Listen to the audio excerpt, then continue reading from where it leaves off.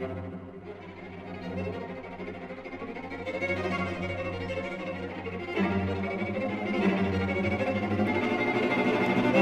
voudrais tout simplement remercier toutes les personnes qui sont venues ce soir. En ce qui concerne la commune de Flamanville, je suis le maire de Flamanville, pour ceux qui ne me connaîtraient pas, avoir l'opportunité d'accueillir un candidat à la présidentielle, je souhaiterais pouvoir le faire pour tous les candidats à la présidentielle. En ce qui concerne les sujets nucléaires, ce sont des sujets qui ne sont pas toujours ceux où l'expression des candidats est la plus limpide ou claire possible. On est ravis qu'il y ait un des candidats qui soit venu jusque chez nous et puis qui puisse nous éclairer sur son regard, à la fois sur bien évidemment les enjeux d'un pays, parce que pour la présidentielle c'est un enjeu général, et puis des enjeux sur lesquels nous on est beaucoup plus sensibilisés, qui sont bien évidemment l'avenir du nucléaire et de façon plus générale les enjeux de l'énergie. Donc on est dans un espace où d'une part la démocratie doit s'exercer dans sa plénitude, c'est-à-dire que les expressions soient les plus diverses, mais aussi les plus concrètes et les plus claires possibles. Donc vous êtes le bienvenu et merci d'être venu jusqu'à nous. Donc je vous remercie beaucoup. Je dois vous dire d'abord pourquoi je suis candidat. C'est parce que dans cette campagne présidentielle, je vois qu'on parle de questions qui sont des questions qui correspondent plutôt à ce que devrait décider un Premier ministre, à ce que devrait décider un préfet, même parfois, ou un ministre. C'est-à-dire qu'on ne parle pas des questions de vision et de projet qui doivent correspondre à ce que doit décider un président. Et dans ce contexte, je comprends que les 2/3 des Français, d'après tous les sondages, trouvent que cette campagne n'est pas très intéressante. Et elle n'est pas très intéressante, je crois qu'ils sont d'un côté un peu injustes, parce que les journalistes distillent des petites phrases, des textes par-ci, des textes par-là, et il s'entretient une sorte d'ambiance émotionnelle, une ambiance de je t'aime pas, et pas une réflexion approfondie sur les vrais sujets. Cette question du nucléaire me paraît vraiment un vrai sujet, parce que c'est la question du droit à l'énergie pour créer un avenir, pour créer un futur.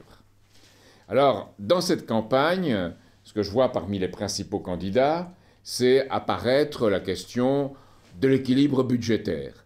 Et on raisonne en statistique comme si le système était un système qui marchait, duquel on peut tirer les conséquences. Il y a de la dette, c'est la question de la dette, combien ça coûte, et il y a toute une réflexion en se disant quand est-ce qu'on doit aboutir à l'équilibre. Alors pour M. Bayrou, c'est 2015, pour M. Sarkozy, c'est 2016, pour François Hollande, c'est 2017. Donc chacun voit cet équilibre budgétaire.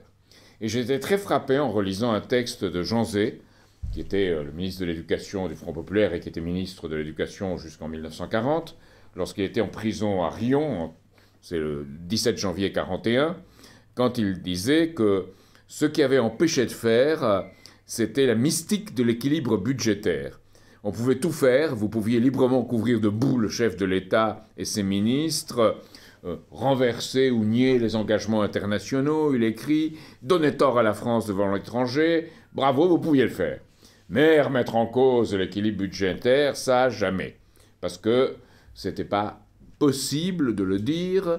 Une puissante cohorte, il dit, veillez jalousement sur le respect de la sainte orthodoxie, avec la presse et ses chroniqueurs spécialisés, les économistes, les banquiers, les partis conservateurs, et derrière l'inspection des finances. Or, si on regarde aujourd'hui, les principaux dirigeants du système bancaire sont sortis de l'inspection des finances et sont alliés aux avocats d'affaires, les Borloo, les Lagarde, les Strauss-Kahn, Neuer, tous ces gens-là, qui sont alliés également à des gens qui sortent de l'administration, qui sont tous les ENA, qui sont dans ce système.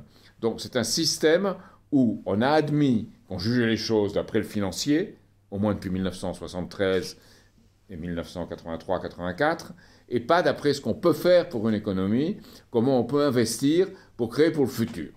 Alors, il y avait quelqu'un qui a posé cette question de la dette de façon, je pense, juste. C'était Léon Bourgeois, qui était celui qui défendait l'idée de solidarité, de solidarisme à la fin du 19e et au début du 20e siècle, qui a été le prix Nobel, qui a été fondateur de la Société des Nations. Il dit, on a une dette, mais une dette qu'on a contractée vis-à-vis des générations passées et qu'on doit acquitter vis-à-vis des générations futures. Et il faut donner aux générations futures de quoi vivre. Or, si vous voyez aujourd'hui où va l'Europe, et la France suit, on est dans une situation de contraction. Et vous voyez ce qui arrive en Grèce, où on a dit les Grecs ont triché, ils n'ont pas de cadastre, ils ne payent pas les impôts, etc. Ce qui est vrai, ou en partie vrai. Mais on les a encouragés à tricher. Goldman Sachs, qui était leur conseil, les a encouragés à tricher. L'Europe a fermé les yeux. Et ils ne sont pas réellement la cause, parce qu'on y avait intérêt aussi. La France, l'Allemagne ont exporté des armes en Grèce. Les banques ont acheté les obligations grecques pour que la France et l'Allemagne puissent exporter les armes. Les Anglais ont joué avec les armateurs pour le transport de bateaux. Bref, il s'est créé une série d'intérêts avec l'immense spéculation sur les Jeux Olympiques qui fait que la Grèce est devenue une espèce d'établissement financier tous azimuts et pas un État marchant au pas de l'industrie, de la science, du développement des petites et moyennes entreprises, du développement intérieur qui crée une substance pour l'avenir. Alors, ce qui est arrivé à la Grèce aujourd'hui, je pense profondément, c'est le premier domino. Ça peut arriver très bientôt au Portugal, à l'Espagne, et arriver jusqu'à nous. Pourquoi? Parce qu'on a donné la priorité aux financiers sur la création, sur le monétaire. Et la preuve aujourd'hui, c'est que pour les banques qui ont joué sur les marchés financiers, qui ont joué sur le court terme, qui ont joué sur des prix futurs, en pariant, qui parfois ont perdu, parfois ont gagné, elles ont joué tellement énorme qu'elles ont fini dans un jeu où de plus en plus on a cumulé les jetons et où on jouait de plus en plus, elles finissent tous par perdre. Quand on joue, quand on va au casino, tout le monde finit par perdre, sauf la banque. Là, la banque, c'est la City de Londres et c'est Wall Street. Donc tout le reste est en perte. Et cette perte s'est mise dans les banques hors bilan. Si vous regardez la BNP Paribas, à peu près 2000 milliards, c'est une banque énorme, c'est une des plus grandes banques du monde. Je crois que c'est la deuxième ou la troisième en ce qui concerne les engagements dans les actifs. Mais elle a 500 à peu près milliards hors bilan. On ne sait pas ce qu'il y a, ils ne le montreront jamais, sauf si on les oblige.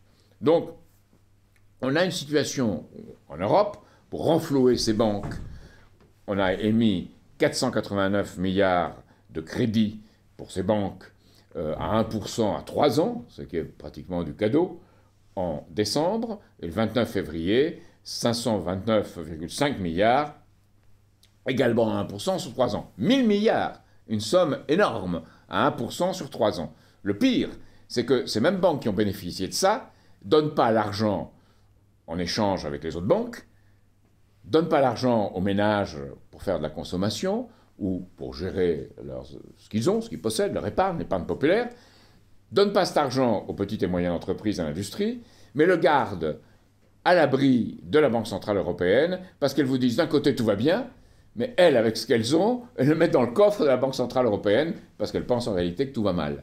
Donc il y a une immense tricherie dans un domaine comme ça, dans une situation comme celle-là, à dire ce qui est nécessaire, c'est l'équilibre budgétaire. C'est comme si on faisait une saignée en disant il faut trouver un équilibre, avec moins de sang, vous irez mieux et vous guérirez peut-être. Donc c'est les médecins de Molière. Donc on est à peu près dans cette situation en Europe et dans le monde. Et dans cette situation, évidemment, il y a beaucoup de gens qui font des critiques justifiées au système tel qu'il fonctionne, qui l'analysent, qui ont découvert des choses que moi-même je parle depuis 1995, où M. Roland Dumas a fait en sorte que mon compte de campagne soit rejeté. Maintenant, le scandale a éclaté. 17 ans après, deux juges du Conseil constitutionnel, Jacques Robert et Maurice Faure, ont dit ce qu'on a fait à Cheminade, c'est absolument unique. Nous le proclamons. Alors, étonnamment, les choses sortent, parfois on ne les entend pas. C'est dans les INROC, une revue qu'on connaît peu, mais qui est une revue pour jeunes, qui sort, est très connue à Paris, un peu moins connue partout ailleurs. C'est là que c'est sorti. Et ça sort un peu partout. C'est sorti à la télévision, maintenant ça sort un peu partout. Et on a dit, le journal du dimanche a fait, pour voir si Cheminade disait la vérité sur les raisons pour lesquelles on avait rejeté son compte, en s'enseignant sur le Code civil, puisqu'on a dit, Cheminade avait obtenu des prêts de personnes physiques sans intérêt. Et ils avaient dit, ces prêts de personnes physiques sans intérêt, il n'y a pas d'intérêt, donc on requalifie en don parce que l'absence d'intérêt dénote une intention de don, et des dons, il y en avait trop si on calculait comme ça. Mais le Code civil dit bien, et on me l'avait dit avant, le Code civil dit bien, un prêt se caractérise parce qu'il faut rembourser avec ou sans intérêt. Donc ils sont assis sur le Code civil pour me rejeter, et ils ont accepté Balladur et Chirac en s'asseyant sur les règles les plus élémentaires du Code électoral. Donc il y a un scandale énorme derrière tout ça, et ce scandale, c'est parce qu'on s'est orienté vers le financier, vers une économie financiarisée de plus en plus, et de plus en plus vers le court terme en ce qui concerne le gain. De plus en plus une économie qui tourne de plus en plus vite et de plus en plus en dehors de toute loi, puisqu'il y a une directive européenne qui a été appliquée en France à partir du 1er novembre 2007, disant que les banques peuvent elles-mêmes constituer leur propre place sans aller y voir. Donc elles ont constitué leur propre réseau, leur propre marché, complètement opaque, avec des conflits d'intérêts permanents, et qui font à peu près en Europe 40% des échanges en volume. Aux États-Unis, c'est 70%. Donc on a un système qui est hors la loi. Quand on parle de loi de la jungle, elle est là. Les Anglais, qui sont plus directs que nous, ne parlent pas de plateformes alternatives, ils disent les dark pools, c'est-à-dire des lieux sombres où entre amis, on se fait des choses et on néglige tout à fait ce qu'il y a à l'extérieur. Donc c'est la situation dans laquelle on se trouve, avec parallèlement, en même temps, une culture, comme il y a le désir de gagner le plus vite possible en spéculant. Vous allez, prenez un ordinateur, vous tapez contrat sur différence, en disant je veux jouer à ça.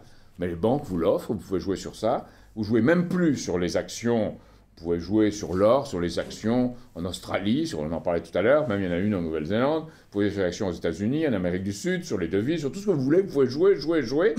Ne jouons pas sur l'action elle-même, mais les variations du prix. C'est-à-dire, vous jouez avec 1 et vous pariez sur entre 5 et 100 sur les marchés des monnaies. Donc c'est une folie totale. Si ça augmente de 5% et vous avez fait un levier de 20, de 1 à 20, vous doublez votre mise, et si ça baisse de 3%, vous avez tout perdu. Donc c'est un système de jeu, où les dés sont truqués, parce que ce que font les ordinateurs, ce qu'on appelle les algorithmes, sont préparés d'avance, et tout le système marche comme une espèce de machine qui tourne autour de l'argent pour de l'argent à court terme. Ce qu'on voit moins bien, c'est qu'à côté de ça, il se crée, en particulier pour les jeunes, une espèce de sous-culture ou de vision du monde où on est aussi dans le court terme, dans l'image, dans l'instant, et où on donne cette espèce de société où on est pris dans les écrans, on y passe un long temps dans des jeux vidéo violents ou pas violents, ou des fantaisies ou des choses de cette nature, et en plus, ces jeux sur les écrans font qu'on dort moins, les jeunes dorment moins, ils dorment en moyenne 7 heures par nuit, donc moins de faculté d'attention, moins de concentration sur ce qui est la recherche, sur ce qui est nouveau, plus de court terme, plus d'en vouloir, et ce court terme dans le domaine de cette sous-culture correspond à un court terme dans le domaine financier. Et là, nous sommes devant le problème. Parce que si ces deux choses-là sont le problème et si on ne le traite pas, on n'est pas en train de parler des vrais sujets dans une élection, en parlant d'équilibre budgétaire. Donc ce qu'il faut, c'est rétablir une dynamique de l'économie qui produise et qui permette, par cette dynamique de la production, qui permette une véritable justice sociale. Une véritable celui qui travaille puisse avoir les fruits de son travail et gagner ce qu'il mérite. Et celui qui ne travaille pas, il a des problèmes. Dans cette société-là, on essaye en même temps de canaliser tout vers celui qui spécule, celui qui joue sur le court terme, et en même temps, pour que les gens ne se révoltent pas, créer une société d'assistés avec différents mécanismes qui en permettent le contrôle. Donc c'est une société qui est une société où on a une précarité qui se développe de plus en plus. Il y a environ 8 millions de Français qui sont sous le seuil de pauvreté et 5 millions de plus qui en sont entre 50 et 120 euros par mois, limite, et qui vers la fin du mois ont des problèmes. Ça fait 13 millions. Mais ils peuvent aller jouer au gratte-gratte tant qu'ils veulent au café du coin, ils peuvent aller jouer au PMU, ils peuvent aller jouer au Rapido. Ils sont pris dans cet univers du jeu. Et cet univers du jeu, pour moi, parce qu'il dérape sur l'univers de la finance, c'est vraiment l'ennemi. Quand François Hollande a dit à la discussion, dans le discours du Bourget, mon principal adversaire, c'est le monde de la finance, d'accord, mais il faut bien voir toutes les implications culturelles qu'il y a derrière. Et il ne faut pas aller à la City de Londres après dire qu'on n'est pas dangereux, qu'on a privatisé, qu'on a fait ce qu'il fallait, qu'on sera bon garçon.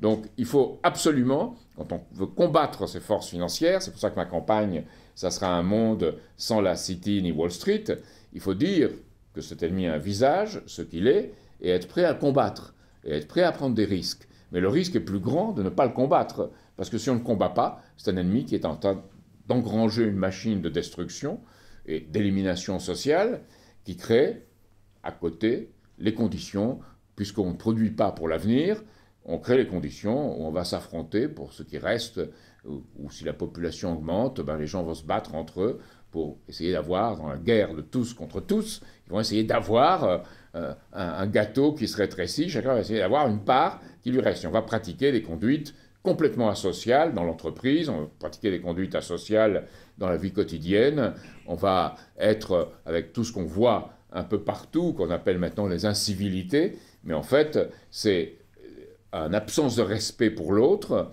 pour ce qu'il peut faire, pour ce qu'il peut être. Alors, la question doit être posée, est-ce qu'une justice sociale est possible, et si oui, comment? C'est-à-dire une société où chacun, selon son mérite, reçoit les moyens de réussir autant que tout autre. Alors la réponse, c'est oui, c'est possible, ça existait. Ça existait après la guerre, après les 30 Glorieuses. Mais ça existait dans un système où il n'y avait pas ce levier financier, où on ne pouvait pas parier, où ce n'était pas un système de jeu, où il y avait des gens qui avaient des opinions opposées, mais tout le monde admettait que la valeur, c'était un véritable travail et pas une occupation, et que ce travail devait produire des choses qui permettent aux autres et à soi-même de mieux vivre et d'avoir un avenir. Donc, on a créé à côté de ça aujourd'hui une société qui est tout à fait différente, qui est une société de profit financier à court terme et pas où on crée de la valeur pour le long terme par le travail. Donc, évidemment, certains disent il faut plus de justice sociale. Et ils ont raison et ils critiquent généralement correctement le système, surtout de 2008. Avant, ils ne le faisaient pas. Ils étaient un peu complices de ce qui se passait. Ils ont découvert tard la critique qu'il fallait faire, à droite comme à gauche. Donc aujourd'hui, on est à un moment de l'histoire où s'il n'y a pas cette justice, tout le système part dans une décomposition sociale. Mais pour ça, il faut produire. Et c'est là que vient la question d'ici, de Flamanville, et pourquoi je suis ici ce soir. Parce que s'il faut produire avec chaque fois le moins possible de matière, le moins possible d'êtres humains par unité produite, pas par volume total. Il faut plus d'êtres humains pour arriver au volume, mais le moins possible d'êtres humains par unité produite, et le moins possible par surface. C'est-à-dire plus par unité de surface, plus par être humain, et plus par matière disponible. Et c'est là que le nucléaire, c'est la forme de production d'énergie qui est la plus dense, qui permet, par unité de surface, par être humain et par matière amenée, de faire le plus possible d'énergie qui permet de faire fonctionner une économie. Et si vous le comparez à tout ce qu'on parle, le développement durable, la géothermie, les éoliennes, le solaire, etc., etc., vous avez un nucléaire qui est beaucoup plus dense. Alors, ça ne veut pas dire que c'est le nucléaire à un moment donné. Ça veut dire que ce nucléaire, il faut le développer et pas le développer en restant à un niveau à un certain moment. Il faut penser en termes de ce qu'on peut faire, comme le PR ici, qui est quelque chose d'important et d'intéressant, et qu'il faut maintenir et développer, mais il faut passer dès maintenant et penser dès maintenant aux technologies du futur. C'est-à-dire qu'il faut penser à ce que pourraient être des réacteurs encore plus efficients et plus sûrs. Donc c'est comme ça qu'il faut penser à un développement continu de quelque chose. Aujourd'hui, ceux qui défendent le nucléaire, beaucoup de nucléocrates, sont fixés sur un mode de production et un type de réacteur, et ceux qui l'attaquent disent on peut sortir du nucléaire et on peut faire une société sans le nucléaire. Ce que je ne pense pas. Si on fait une société sans le nucléaire, c'est une société de contraction et où les financiers se réjouissent de voir qu'il n'y a pas un développement qui puisse continuer à contrôler les choses. Parce que si on fait le développement vraiment du nucléaire, comme je le dis, eh bien, c'est incompatible avec une économie financière à court terme. C'est un investissement lourd, à long terme, où il faut une économie physique. Alors, aujourd'hui, on est en train de dire, ah non, non, non, ça sera plus simple, on va faire durer les réacteurs 60 ans. C'est le rapport Besson. Ça ira bien à 60 ans. Et on va le faire de façon la plus rentable financièrement possible, c'est-à-dire qu'on fait la sous-traitance, même de la sous-traitance en cascade. Et en plus, on le fait parfois en fournissant au plus bas prix, en utilisant des travailleurs qui viennent de Pologne, de Roumanie ou d'autres endroits. Et en plus, en faisant un contrôle de ce qui est fourni, et en particulier du béton, qui laisse parfois à désirer. Donc, on est dans une mode de production qui est sous la pression du financier à court terme et qui ne se pense pas à long terme comme le nucléaire devrait se penser.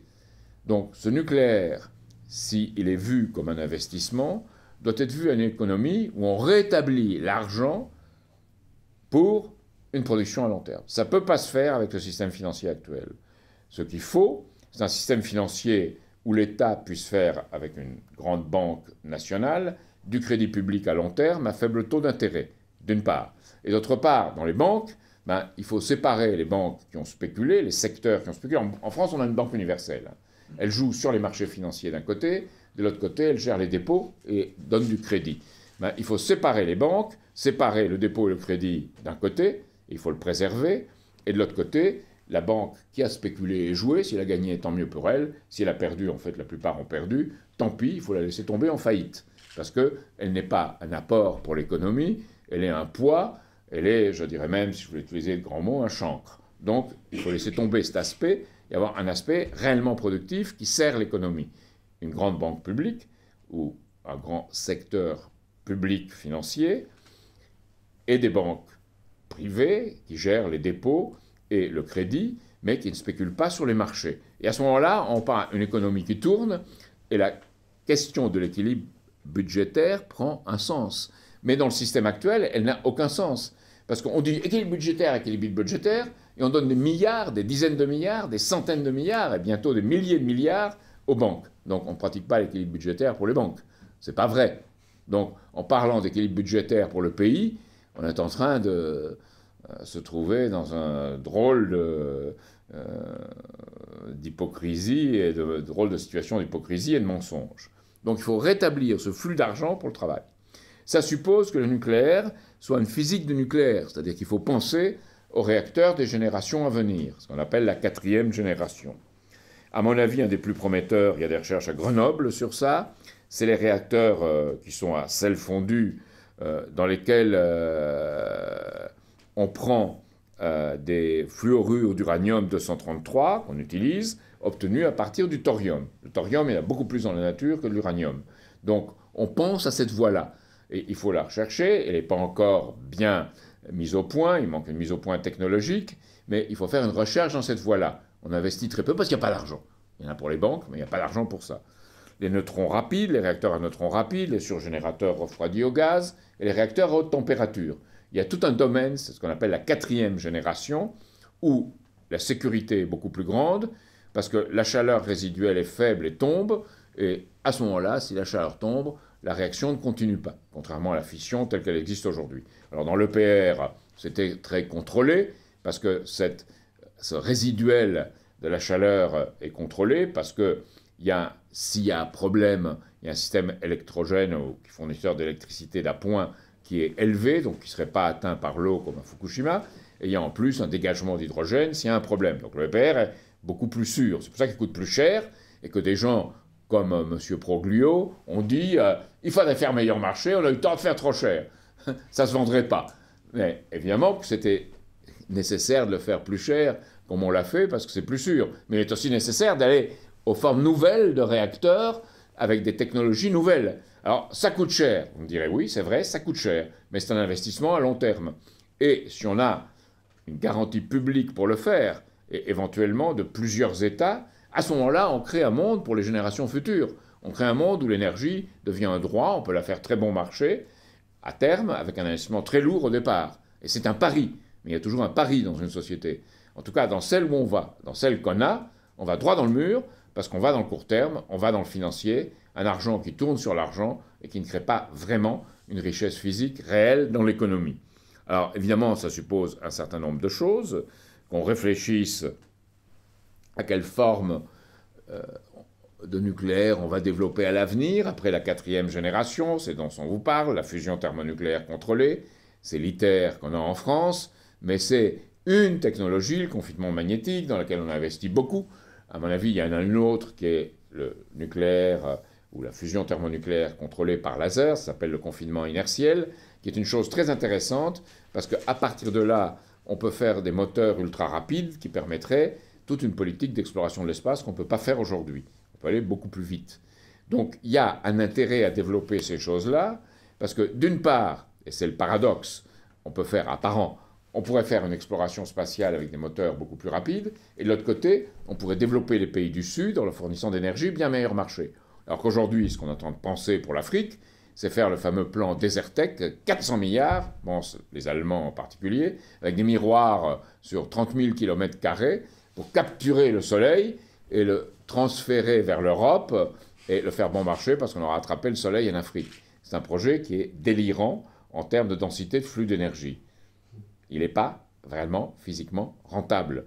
Elle est peut-être financièrement parce qu'on a pillé les pays où on fait, mais il n'est pas rentable en termes humains, en termes physiques. Et ce qui est rentable, c'est un nucléaire auquel on puisse réfléchir.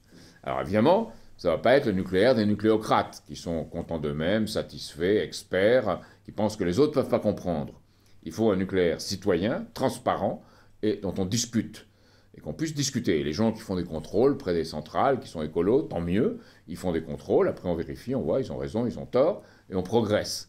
Mais on ne peut pas ni sortir du nucléaire, ni dire on va bloquer le nucléaire au niveau, par exemple, de l'EPR, pour aussi bien que ce soit l'EPR. Mais il faut construire Flamanville, il faut construire Panly, il y a un certain nombre d'EPR qu'il faudra construire, parce qu'on ne peut pas faire vivre les centrales qu'on a, comme disent les Américains, 60 ans, et 60 ans, c'est la limite du béton. Bon, très bien, mais si on fait vivre même 60 ans, il faut commencer à penser par quoi on va les remplacer, disons 10 ans avant, plus quelques années avant, c'est-à-dire 15 ans. On arrive à ça à Fessenheim, par exemple. Donc, si on garde encore Fessenheim, il faut absolument avoir une solution de remplacement qu'on commence à bâtir dès maintenant. Donc, c'est là le défi, le vrai défi, si on pense avec le futur et avec ce qu'on a besoin pour le futur. Alors, beaucoup de gens diront, mais là, vous racontez des choses que les gens ne peuvent pas comprendre, qui sont difficiles à comprendre. Mais les gens doivent le voir. On est en train, et ils le voient, ils sont beaucoup plus intelligents que les gens qui sont à Paris, dans la grande presse, dans la presse financière, le croient. Moi, j'ai vu des discussions en Champagne, en Ardennes ou dans Franche-Comté, dans la rue, avec des gens qui savent beaucoup plus de choses que j'aurais pensé. Et même dernièrement, dans un marché du cours de Vincennes, où vous voyez des vieilles dames qui vous parlent de façon beaucoup plus intelligente que des journalistes, grands journalistes parisiens, qui souvent avouent une ignorance vraiment qui me fait honte pour eux, pas pour moi, mais pour eux. Donc on est dans une situation très intéressante où les gens sentent qu'il y a une crise, savent qu'il y a quelque chose qui ne va pas, et ils attendent quelqu'un qui leur explique et qui leur dise quelle voie suivre, vers où aller. Donc généralement, les gens ont été mis dans une société où ils pensent très individuel, très par rapport à eux-mêmes, très par rapport à leur expérience. Et ce qu'il faut, c'est élargir et leur donner le sens d'une histoire plus longue.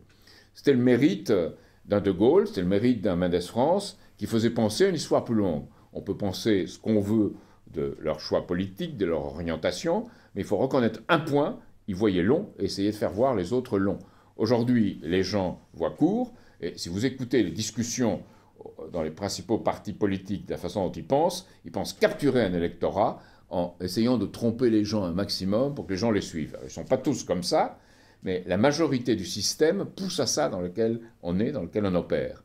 Alors moi, je pense que dans une élection présidentielle, évidemment, on représente très peu. On a un budget de 350 à 400 000 euros, alors que les autres ont des budgets de plusieurs dizaines de millions pour les deux plus grands partis, parce qu'il y a un système de financement de la vie publique qui les alimente les gens en place, donc c'est un système fermé, et que même si vous voulez donner un don à un parti aujourd'hui, vous pouvez faire un don à un parti, et on vous rembourse 66% de votre don sous forme de réduction à l'impôt sur le revenu. Est-ce que vous voyez l'erreur dans un système fermé comme le système français? Qu'est-ce qui arrive aux 50% de Français qui ne payent pas l'impôt sur le revenu? Ben, ils n'ont aucun avantage. Tandis que ceux qui payent, plus vous payez l'impôt sur le revenu, plus on vous donne un avantage. C'est comme l'histoire du quotient familial. Plus vous payez l'impôt, plus vous pouvez déduire, donc plus vous avez d'avantages. Et on devrait donner, à mon avis, le même avantage à tout le monde.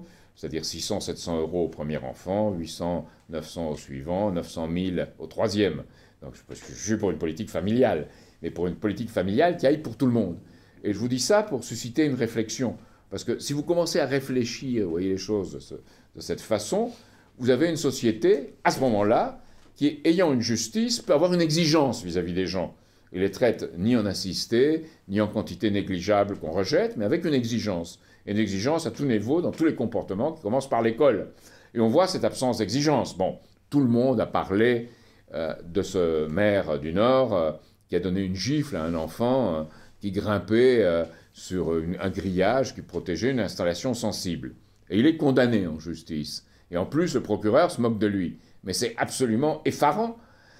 Effarant que ça puisse arriver, indépendamment de ce qu'on peut penser du maire. Le maire, d'ailleurs, a été humble devant la justice. Il a dit « J'ai peut-être commis une erreur, mais ce gamin mettait en danger sa propre vie. » Et il a reçu une très belle lettre, d'ailleurs, de quelqu'un qui lui dit « Moi, mon gamin, il a grimpé, on ne lui a pas donné de gifle, il est rentré dans l'installation sensible, il a été électrifié, il est mort. » Donc, il faut vraiment une autorité. Mais l'autorité ne doit pas être une autorité venue d'en haut et sans principe, ça doit être une autorité de gens républicaines qui ont vraiment des principes.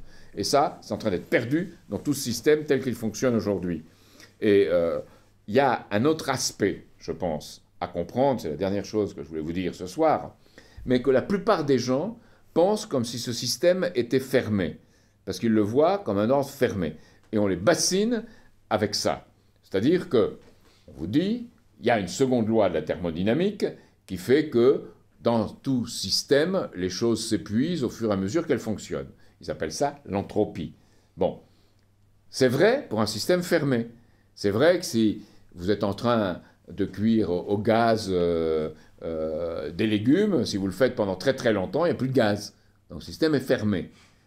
C'est vrai à un niveau restreint. C'est pas vrai à un niveau universel. Si l'univers était fermé, ben on aurait fini avec lui. Il y a dans l'esprit humain une capacité de créer qui est en accord avec ce qui se développe dans l'univers. C'est pour ça qu'on peut faire des inventions et découvrir des principes. S'il n'y avait pas cet accord entre les deux, on ne découvrirait rien du tout. Donc c'est ça qui fait la nature d'un être humain. Si à un moment donné, vous dites c'est pas ça, c'est la finance, c'est gagner le plus vite possible, vous êtes en train de détruire ce qui fait d'un être humain un être humain. Et c'est là où nous en sommes, et c'est la question plus profondément, on vous dirait c'est philosophique, c'est spirituel, appelez-le comme vous voulez, mais moi je ne pense pas que c'est spirituel, c'est très matériel. C'est est-ce que vous créez les conditions pour les générations futures pour qu'elles puissent vivre mieux que nous-mêmes. Et là, les Français répondent, 75% des Français pensent que leurs enfants et leurs petits-enfants vivront moins bien qu'eux. C'est dramatique. Donc si vous n'avez pas cette confiance dans la société de l'avenir, et j'espère qu'elle se rétablira, et j'espère que la dynamique de cette présidentielle permettra qu'elle se rétablisse, vous aurez relevé à la fois le défi de l'énergie du futur, et en même temps le défi d'une justice et d'un bien commun dont chacun puisse bénéficier. Et c'est de ces questions-là que je voudrais parler dans une élection présidentielle, que je ne voudrais pas parler, dont je parlerai, et c'est pour ça que j'irrite certains puissants qui n'aiment pas du tout que je puisse dire des choses pareilles, et qui disent « Ah, c'est un farfelu ». Alors moi j'ai dit farfelu, mais comment il a fait pour obtenir les 528 signatures de maires? Et beaucoup disent, c'est probablement les maires, ils ne sont pas très malins. Donc ils sont fait avoir, ils sont un peu cons. Donc c'est ce qui est dit, hein, je veux dire, à Paris. Et on dit, bon, Marine Le Pen, par exemple, a dit, Jacques Cheminade et Nathalie Arthaud ont obtenu les signatures parce que c'est des sectes. Des gens du Front National, ça m'énerve ça, qui amènent leurs enfants avec l'habit du Front National et la photo de Marine Le Pen, non, ça c'est une secte. Je dirais franchement. Et puis après, d'autres qui disent « Ah mais non, mais monsieur de Villepin dit « Mais moi, qui suis tellement connu, qui suis tellement beau, qui sort des eaux le torse nu, qui suis comme Adonis, et moi, on ne me donne pas les signatures, alors que ce petit cheminade, ce vil, je sais pas, ce moucheron, cet excrément de la terre, comme dirait La Fontaine, à lui, on lui donne les signatures. » Alors, ce que ces gens-là ne voient pas, c'est la colère sourde qu'il y a en France, et elle est forte. Moi, je la vois dans la rue, je la vois avec les maires à qui j'ai parlé, et qui veulent quelque chose qui est à la fois plus de justice, une justice avec la production, avec le développement, et qui puisse créer dans ce pays vraiment quelque chose qui est en accord avec l'histoire de France. L'histoire de France, qu'est-ce que c'est? La France, c'est une idée. La France, c'est une idée qui, dans l'histoire, a changé, a évolué, mais c'est une idée liée justement, dont j'essaye de vous parler, la justice d'un côté, le mérite et le mérite républicain, et en même temps les formes de production plus avancées, de technologie, d'avance, qui viennent que l'individu humain découvre. Et ça passe par l'école, c'est-à-dire qu'à l'école, il faut qu'on apprenne aux enfants à découvrir, qu'on soit exigeant avec eux, mais qu'on leur donne les moyens de jouer à découvrir. Et la méthode de la main à la pâte, de quelqu'un qui d'ailleurs venait du nucléaire, il faut dire, qui est Pierre-Gilles de Gênes et Georges Charpak, cette méthode de la main à la pâte, qu'est-ce que c'était? C'était le Marie Curie. Et on disait aux enfants, tiens, voilà, on te donne quelque chose et on va un peu te guider, et on est 30, chacun a un peu de ce quelque chose, et les enfants vont faire une pile. Ça va, tout à coup on peut faire de la lumière avec ça, on peut faire avancer éventuellement un moteur. Et un premier découvre, ils en parlent aux autres, il y a une éducation mutuelle, il y a une émulation. Puis on enlève les piles, et à ce moment-là on passe aux formules. Et on dit comment tu as fait pour créer, écris un peu ce que tu as fait, puis tu vois, il y a une formule qui fait que la pile existe. Mais on n'assène pas une formule brum, sur la tête de l'enfant. On leur fait découvrir, par exemple, vous leur donnez un carré, comment on double la surface du carré. Alors je ne sais pas si à certains d'entre vous, on vous a parlé de racine carrée. Ça vous dit quelque chose, une racine carrée? Qu'est-ce qu'on vous a donné? Une définition, une racine carrée, c'est comme ça rentre dans des calculs. Bon. Une racine carrée, c'est simplement la diagonale du carré, qui fait qu'on double la surface du carré, et la diagonale du carré, c'est une racine carrée par rapport au côté. Si le côté fait 1, la racine carrée fait racine de 2. Enfin, c'est la racine carrée. Donc, on a trouvé cette chose physiquement dans un univers où on agit, où on découvre, où on expérimente. Et ça, c'est ce qu'il faut beaucoup plus. Et il faut beaucoup plus, pour ça aussi, ne plus séparer le travail manuel du travail, disons, intellectuel. Parce que vraiment, le travail manuel qui feront, je ne sais pas, caissières de supermarché, et des intellectuels qui feront bureaucrates de l'ENA, essayant de financer et rêvant d'aller dans une banque à 50 ans, ou même à 30 ans maintenant, pour gagner énormément d'argent, ou un avocat d'affaires encore plus immoral. Donc c'est ce monde-là qu'il faut sortir, et retourner à un monde où les personnes qui le représentent sont le responsable. On l'a dit à des maires, eux-mêmes sont responsables, vous ne savez pas tout ce qu'ils ont à faire, les maires. Hein, c'est pas agréable, il y a beaucoup qui l'ont découvert en étant élus, et qui se disent quand même, je n'attendais pas à avoir tant de responsabilités, aussi peu de moyens. C'est l'instituteur, c'est le responsable d'une famille, c'est l'infirmière, et c'est aussi le gendarme du coin, qui lui aussi, en France, a un mérite très grand. Donc c'est cette société-là, qui est une société qui voit l'avenir. À ce moment-là, oui, on pourra imposer une véritable autorité, pas arbitraire, pas parce qu'il est là-haut et il a raison, mais une autorité qui est l'autorité de la vie en commun, de la raison, et où chacun essaye de parler à l'autre pour découvrir, pour s'enquérir ce qu'on va faire, comment on va faire, et ça devient une culture. Et c'est ça qu'on veut mettre, que je veux mettre, que mes amis qui sont là veulent mettre dans une élection présidentielle comme sujet de débat. Alors, je pense que c'est très intéressant à un moment où les choses sont en train de changer dans ce pays. Voilà ce que je voulais vous dire ce soir.